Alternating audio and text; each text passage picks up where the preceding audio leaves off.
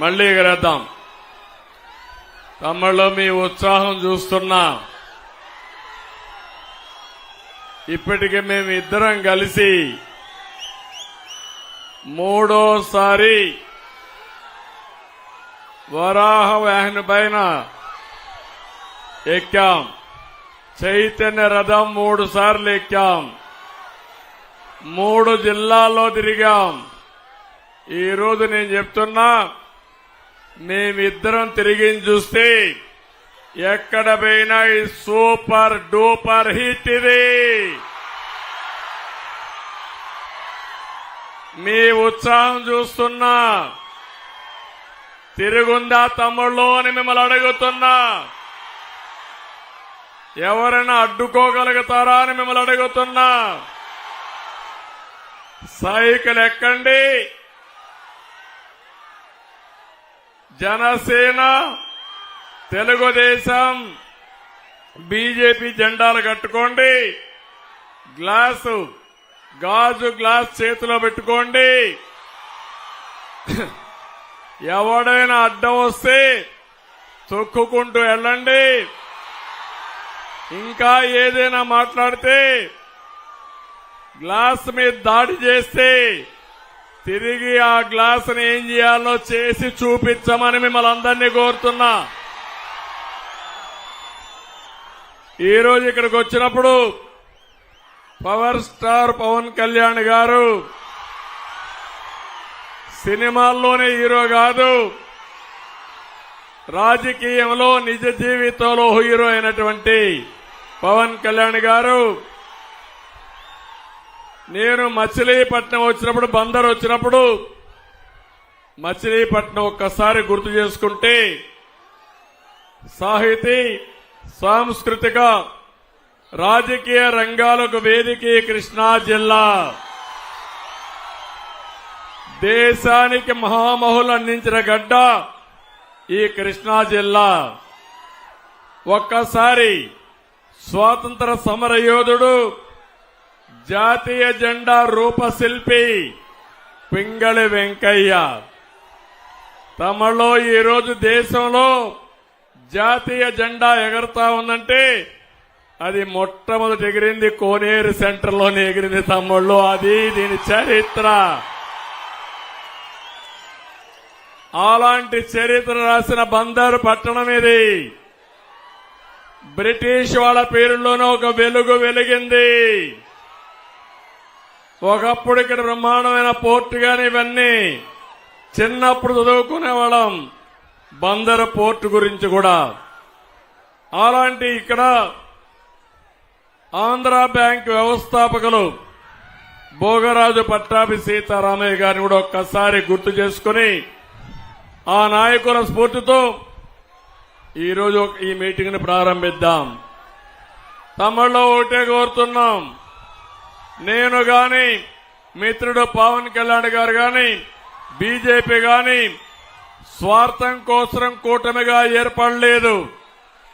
మాది 3 జెండాలైనా అజెండా ఒకటే, సంక్షేమం, అభివృద్ధి, ప్రజాస్వామ్య పరిరక్షణ ధ్యేయంగా మీ ముందుకు వచ్చాం. ఇంతేకాదు, ప్రజలు గెలవాలి, రాష్ట్రం నిలవాలి, దానికోసం మీ ముందుకు వచ్చాం. మాతో కలిసి నడవమని మిమ్మల్ని అందరినీ కోరుతున్నా.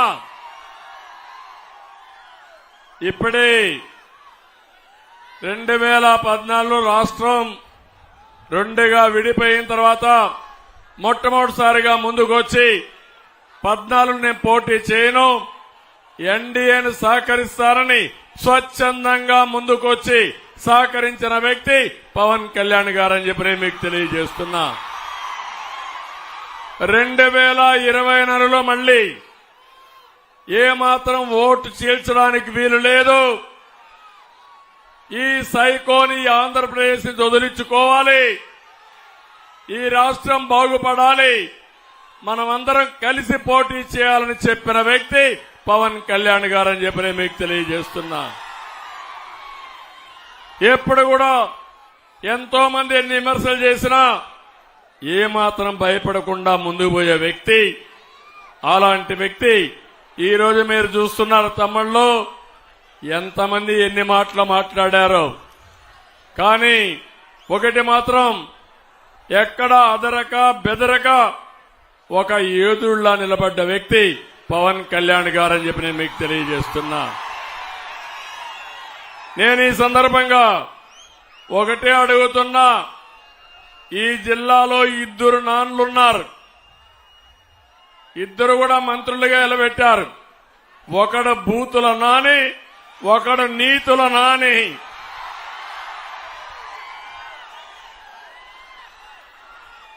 ఇద్దరిని గురించి మీరు చూశారు. ఇక్కడున్నాడు ఈ నీతుల నాని, మాట్లాడితే చెప్పు తీసుకొని 2 చెప్పులు తీసుకొని కథలుగా చూపిస్తా ఉంటాడు. నేను అడుగుతున్నా, నీతుల నాని నీకు పదవి ఇచ్చింది పవన్ కళ్యాణ్ తిట్టడానికని అడుగుతున్నా, నన్ను తిట్టడానికని అడుగుతున్నా. ఈరోజు మా బాలశౌరి నిన్ను తిట్టలేడా అని అడుగుతున్నా, మా నాయకులు తిట్టలేరా అని అడుగుతున్నా. నేను ఒకటే హెచ్చరిస్తున్నా, ఈ సైకో జగన్మోహన్ రెడ్డి ఒక్కొక్క ప్రాంతంలో ఒక్కొక్క సైకోను తయారు చేసి మమ్మల్ని అందరినీ మానసికంగా దెబ్బతీయాలని ఆలోచిస్తున్నాడు. కానీ మేము బుల్లెట్లకే భయపడిన వాళ్ళం వీళ్ళకి భయపడతామా తమ్ముళ్ళు అని మీకు అందరికీ చెప్పేస్తున్నా. ఈరోజు ఇక్కడ వారాహి నుంచి అడుగుతున్నా ఈ యొక్క నీతుల నానిని, అయ్యా ప్రతిరోజు నువ్వు మాట్లాడతావు, నేను ఒకటే నిన్ను సవాల్ విసురుతున్నా, ఈ బందరికి ఏం చేశావో చెప్పే ధైర్యం నీకుందా నీతుల నాని అని సవాల్ విసురుతున్నా. ఉందా తమ్ముళ్ళు? ఉందా తమ్ముళ్ళు? ఉందా మా ఆడబిడ్డలు? ఏమైనా చేశాడా అని అడుగుతున్నా. ఇలాంటి వాళ్ళు ఇప్పుడు మాట్లాడే పరిస్థితికి వచ్చారు. కానీ ఎన్ని నిధులు తెచ్చావంటే సమాధానం చెప్పడు, ఎంత అభివృద్ధి చేశామంటే సమాధానం చెప్పడు. కానీ ఎక్కడ చూసినా ముడుపులు మాత్రం ప్లానింగ్ లో లేఅవుట్లు ఇవ్వాలన్నా అవినీతి ఉందా లేదా, ముడుపులు ఉన్నాయా లేదా అని మిమ్మల్ని అడుగుతున్నా. ఇంకో పక్క మీరు చూస్తే బందర్లో బైపాస్ రోడ్లో నితీష్ అనే వ్యక్తి 150 కోట్లతో మాల్ కడితే మల్టీపర్పస్ నిర్మాణం చేసి ఎన్ఓసి ఇవ్వకుండా అడ్డం పడింది ఈ నీతుల నాని అని చెప్పి నేను మీకు తెలియజేస్తున్నా. ఇప్పుడే మిత్రుడు అడిగారు, భోగరాజు పట్టాభి సీతారామయ్య గారి మెమోరియల్ కట్టాలంటే ఎన్ఓసి ఇవ్వకుండా అడ్డం పడ్డారు. నేను చెప్తున్నా, మొదటి రోజునే ఎన్ఓసి ఇస్తాం, భోగరాజు పట్టాభి సీతారామయ్య గారి మెమోరియల్ కడతామని చెప్పి కూడా నేను మీకు తెలియజేస్తున్నా. ఈ రోజు ఇంకొక పక్క ఎక్కడ చూసినా కబ్జాలకు అడ్డు లేదు. తమ్మనవారి సత్రానికి 1000 గజాలుంటే ఎవడు కబ్జా చేశాడు తమ్ముళ్ళు అని అడుగుతున్నా. ఇంకో పక్కన రంగనాయక స్వామి గుడిలో ఉండే లింగాన్ని కూడా మింగేసి నీతులు చెప్తాడు ఈ నాని. ఇది కాకుండా ఇంకొక పక్క ఈయన ఇప్పుడే బాలశౌరి గారు ఒక మాట అన్నారు, ఈయన మళ్ళా గెలిపించదని. ఆయన గెలవడు, ఇప్పుడు ఆయన పోయాడు, బుల్లి కిట్టు వచ్చాడు. ఇప్పుడు తమ్ముళ్ళు నీతుల నానిపోయి ఎవరొచ్చారు? దానికంటే కూడా ఒకసారి చూస్తే పెద్ద సైకో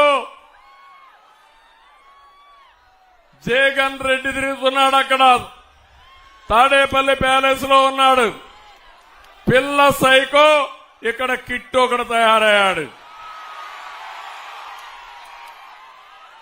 నేను అడుగుతున్నా మిమ్మల్ని అందరినీ, ఇక్కడే గంజాయి బ్యాచ్ గాని రౌడీలకు గాని గొడవలకు గాని సెటిల్మెంట్ గాని మొత్తం ఎవరు చూస్తున్నారు తమ్ముళ్ళు? ఈ కిట్టే కదా అని అడుగుతున్నా మిమ్మల్ని. వీళ్ళందరి నాయకుడు ఈ కిట్ అవునా కాదా అని అడుగుతున్నా. ఇలాంటి వాళ్ళంతా చేసి ఆడబిడ్డల పైన కూడా అఘాయిత్యాలు చేసే పరిస్థితికి వచ్చారు.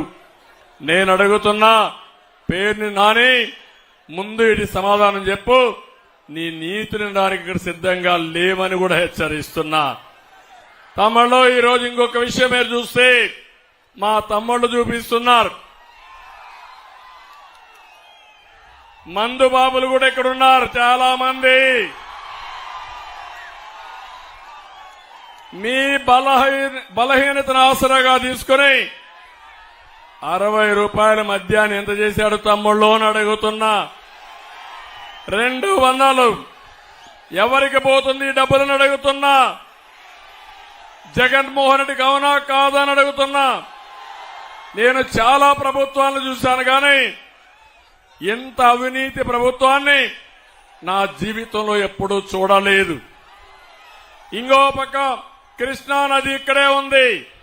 నేను అడుగుతున్నా, మీకు ఇసుక దొరుకుతుందా అని అడుగుతున్నా. ఒకప్పుడు ట్రాక్టర్ 1000 రూపాయలు, ఇప్పుడు ఎంత తమ్ముళ్ళు అని అడుగుతున్నా. 5000 ఎవడికి పోతుంది? 4000 అని అడుగుతున్నా మిమ్మల్ని. ఇప్పుడే బాలశౌరి గారు చెప్పారు, పోర్టు నేనున్నప్పుడు పీపీపీ మోడల్లో వాళ్లే డబ్బులు తెచ్చుకోవాలి, వాళ్లే కన్స్ట్రక్షన్ చేయాలని పూర్తి చేసే కార్యక్రమానికి చేశాం. మనం ఉంటే వచ్చేది. ఇప్పుడు ఈపీసీ అని అతన్ని క్యాన్సిల్ చేసి మళ్ళా లంచాల కోసం పోర్టును కూడా మార్చిన దుర్మార్గుడి జగన్మోహన్ రెడ్డి. నేను ఒకటే హామీ ఇస్తున్నా మీ అందరికీ, ఈ పోర్టుని పూర్తి చేసే బాధ్యత మాది, పరిశ్రమలు తెచ్చే బాధ్యత మాది. తమిళలో ఒక విషయం అడుగుతున్నా, జాబు రావాలంటే కూటమి రావాలి, అవునా కాదా? గంజాయి రావాలంటే గంజాయి కావాలన్నా జాబు కావాలన్నా మీకు? అందుకే మీ అందరికీ హామీ ఇస్తున్నాం. ఈ జిల్లాలో ఏ ప్రాంతానికి లేనటువంటి ఉద్యోగ కల్పన అవకాశం ఈ బందర్ నగరానికి ఉంది. బందరికి మళ్లీ పూర్వ వైభవం వస్తుంది. అభివృద్ధి చేసింది తెలుగుదేశం పార్టీ. మళ్లీ పూర్వ వైభవం తీసుకొచ్చే బాధ్యత మాదని మీ అందరికీ హామీ ఇస్తున్నా. ఈరోజు కేంద్రంలో బీజేపీ ఉంది, ఎన్డీఏ గవర్నమెంట్ ఉంది. మళ్లీ 400 సీట్లతో ఎన్డీఏ వస్తుంది. ఇక్కడ 25 పార్లమెంటుకు 25 గెలవాలి. ఇంకో పక్క 160 అసెంబ్లీ సీట్లు గెలవాలి. నేను ఒకే మాట అడుగుతున్నా, మీరు బాలశౌరిని గెలిపిస్తే ఎన్డీఏ అభ్యర్థిగా ఢిల్లీకి వెళ్లి పోర్టు విషయం గాని పరిశ్రమలు గాని మీకు ఏ పని కావాలన్నా చేసే సత్తా బాలశౌరికి ఉందని చెప్పి నేను మీకు తెలియజేస్తున్నా.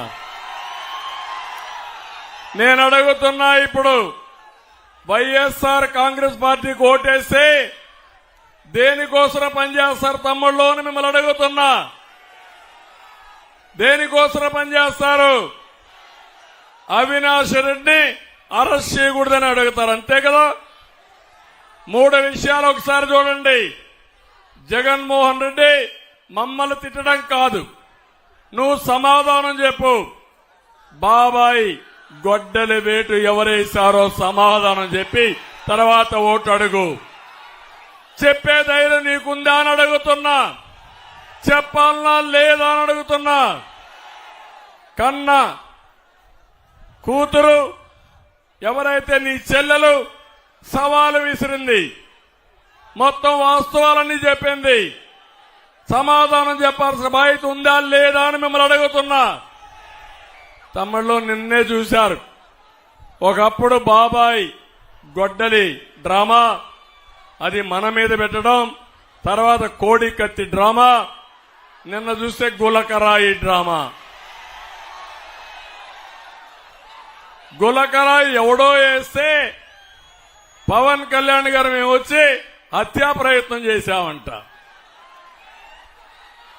నీ డిపార్ట్మెంట్ ఇది అవునా కాదా అని అడుగుతున్నా. ఈరోజు నీ డిపార్ట్మెంట్ ఉంటే కరెంట్ ఆఫ్ అయితే మేము కారణమా? నీకు చేత కాకపోతే రాజీనామా చేయి, నువ్వు మీటింగ్ పెట్టుకో, నీకు కూడా కరెంట్ ఇస్తాం. ఎక్కడ కరెంట్ ఆఫ్ కాదు. తమ్ముళ్ళు, ఈ రోజే ఇంకొక విషయం చెప్పాలి. ఈ ముఖ్యమంత్రి ఎంత దుర్మార్గుడంటే ఒక దళితుడిని చంపి డోర్ డెలివరీ చేసిన దుర్మార్గుడు ఈ ముఖ్యమంత్రి. ఇంకో పక్క శిరోమండనం చేసిన వ్యక్తిని ఎమ్మెల్యేగా పెట్టుకున్నాడు. నిన్నే కన్విక్షన్ వచ్చింది. నేను అడుగుతున్నా జగన్మోహన్ రెడ్డిని, నా ఎస్సీలంటావు, నా బీసీలంటావు, నా ఎస్టీలంటావు, నా మైనారిటీ అంటావు. ఇప్పుడు సవాల్ విసురుతున్నా. ఒక ఎస్సీలకి 7-8 మందిని సామూహికంగా శిరోమండనం చేశారని ఈరోజు కోర్టులో కన్విక్షన్ ఇచ్చారు. జైల్లో పెట్టమన్నారు, ఫైన్ వేశారు. నేను అడుగుతున్నా ముఖ్యమంత్రిని, రాష్ట్రంలో తిరిగే మునుపు సమాధానం చెప్పమని సవాలు విసురుతున్నా. ఎంత దుర్మార్గుడంటే తమ్ముళ్ళు, ఒక అతను మీరు చూస్తే ఎవరైతే ఎన్ఆర్ఐ ఈరోజు చూశారు మీరు, ఆ ఎన్ఆర్ఐని మనం చూస్తే జడ్జెస్ కేసుల్లో ఇష్టానుసారంగా అనుచితంగా పెట్టి వాళ్ళు అతను అరెస్ట్ చేయమని సిబిఐకి ఆదేశాలు ఇచ్చి ఈరోజు ఇంటర్పోల్లో కూడా ఇన్వెస్టిగేషన్ చేసే పరిస్థితికి వచ్చారు. పక్కనే అలాంటి నిందితులను పెట్టుకొని ఈ జగన్మోహన్ రెడ్డి తిరిగే పరిస్థితికి వచ్చాడు. అందుకే నేను మిమ్మల్ని అందరినీ ఒకటే కోరుతున్నా, ఈరోజు రాష్ట్రానికి తీవ్రమైనటువంటి గాయం చేసిన వ్యక్తి జగన్మోహన్ రెడ్డి. 5 ఏళ్లు విధ్వంస అవినీతి రౌడీజంతో రాష్ట్రాన్ని సర్వనాశనం చేశాడు. కడాన ఇక్కడే మనుండి మీ మాజీ శాసనసభ్యుడు, మాజీ మంత్రి రవీంద్ర గారిని కూడా తప్పుడు కేసు పెట్టి జైల్లో పెట్టారు. నా జీవితంలో ఎప్పుడూ మరిచిపోలేను. కబద్దార్, నీతుల నాని, గుర్తుపెట్టుకో, ఒక రోజున నీకు కూడా ఇదే జరుగుతుంది అని హెచ్చరిస్తున్నా. అయితే నేను ఈరోజు కోరేది, ఈ రాష్ట్రాన్ని బాగు చేసుకోవాలి, మళ్లీ ఘాటున పెట్టాలి.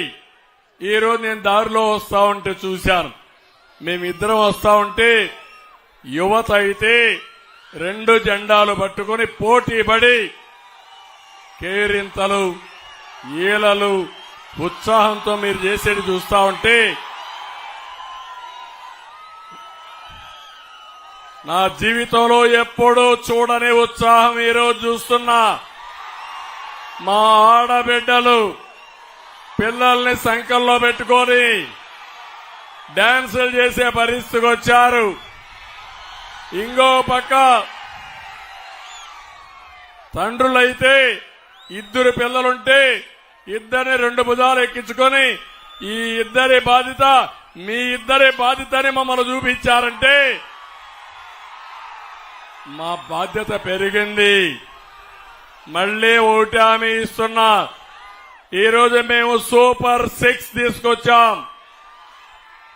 ఇప్పుడే పవన్ కళ్యాణ్ గారు మాట్లాడుతూ సూపర్ 10 కాదు టాప్ 10 కూడా చేయాలని వారు చెప్పారు. అదే మరి గవర్నమెంట్ ఆఫ్ ఇండియా పెద్ద ఎత్తున ఈరోజు ఎలక్షన్ మేనిఫెస్టో కూడా తీసుకొచ్చారు. నేను ఒకటే మీకు హామీ ఇచ్చేది, ఈరోజు మీ అందరికీ మళ్లీ ఇక్కడ 2 అభ్యర్థులు ఉన్నారు.